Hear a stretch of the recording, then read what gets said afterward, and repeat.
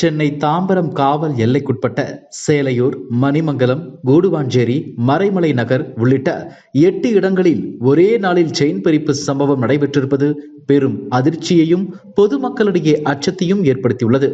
இந்நிலையில் திமுக அரசு இனியும் காவல்துறையினரை அரசியல் பழி வாங்குதலுக்கு பயன்படுத்துவதை விட்டுவிட்டு சமூக விரோதிகளுக்கு எதிராக பயன்படுத்த வேண்டும் என தமிழக பாஜக தலைவர் அண்ணாமலை வலியுறுத்தியுள்ளார். தமிழகத்தில் திமுக ஆட்சி அமைந்த பிறகு கொலை, கொள்ளை சம்பவங்கள் அதிகரித்து வருவதாக அதிமுக உள்ளிட்ட கட்சிகள் குற்றம் சாட்டி வருகிறது. குறிப்பாக சாலையில் நடந்து செல்லும் பெண்களிடம் செயின் பறிப்பு சம்பவங்கள் அதிகரித்துள்ளதாக கூறப்படுகிறது.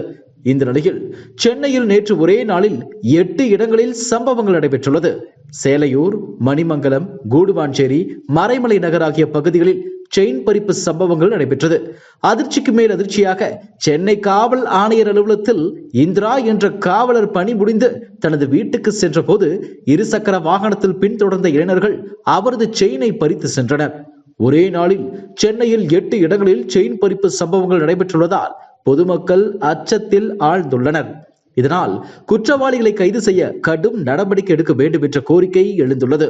இந்நிலையில் திமுக அரசு இனியும் காவல்துறையினரை அரசியல் பழி வாங்குதலுக்கு பயன்படுத்துவதை விட்டுவிட்டு சமூக விரோதிகளுக்கு எதிராக பயன்படுத்த வேண்டும் என தமிழக பாஜக தலைவர் அண்ணாமலை வலியுறுத்தியுள்ளார். சென்னை தாம்பரம் காவல் நிலையத்திற்கு உட்பட்ட சேலையூர், மணிமங்கலம், கூடுவாஞ்சேரி, மறைமலை நகர் உள்ளிட்ட 8 இடங்களில் ஒரே நாளில் செயின் பறிப்பு சம்பவம் நடைபெற்றிருப்பது பெரும் அதிர்ச்சியையும் பொதுமக்களிடையே அச்சத்தையும் ஏற்படுத்தியுள்ளது. குறிப்பாக சென்னை காவல் ஆணையர் அலுவலகத்தில் பணிபுரியும் பெண் காவலர் சீருடையில் இருக்கும் போதே அவரது கழுத்தில் இருந்த தாலி சங்கிலியை பறித்துக் கொண்டு சென்றிருக்கின்றனர். திமுக அரசு சமூக வலைதளத்தில் இயங்கும் பாஜக தொண்டர்களை பின்தொடர்வதையே காவல்துறையின் முழுநேர பணியாக மாற்றியதன் விளைவு சட்டம் ஒழுங்கு சீர்குலைந்து பெண் காவலருமே செயின் பறிப்பு சம்பவம் நடக்கும் அளவுக்கு தமிழக மக்கள் பாதுகாப்பை கேள்விக்குறியாக்கியிருக்கிறது. திமுக அரசு இனியும் காவல்துறையினரை அரசியல் பழி வாங்குதலுக்கு பயன்படுத்துவதை விட்டுவிட்டு சமூக விரோதிகளுக்கு எதிராக காவல்துறையினருக்கு முழு சுதந்திரம் வழங்க வேண்டும்.